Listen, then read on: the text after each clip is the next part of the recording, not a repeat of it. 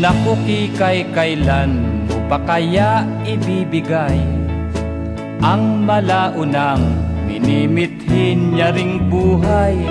Di ba't ang sabi mo'y iyo lamang huhugasan, at pagkatapos mo sa akin ay patitikman? Ibigay mo na, ibigay mo na, sapagkat sabik na, sabik na, sabik nang talaga. Ay naku, naku o Kikay, kung di matitikman, Kikay, ako'y mamamatay.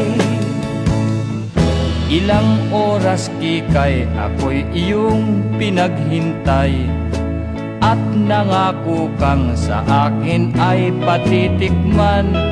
Maawa ka Kikay, ako sana'y kahabagan. Nasasabik na rin pati itong aking tatay. Ibigay mo na, ibigay mo na, sapagkat galit na ang aking papa.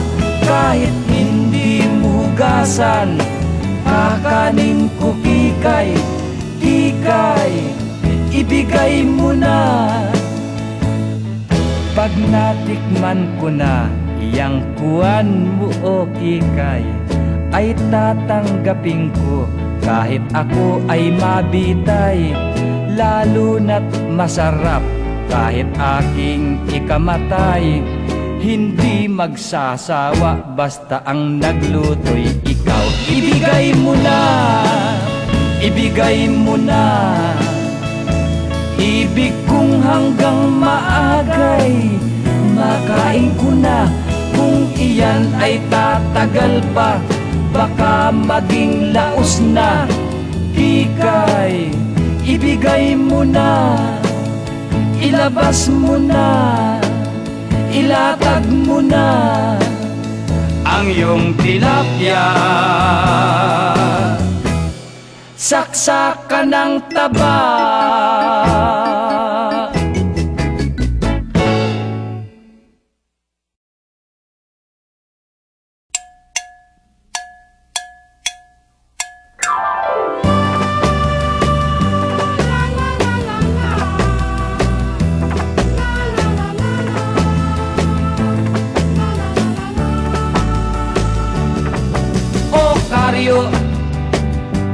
Huwag mo nang ipilit na maipasok, pagkat kay sikip.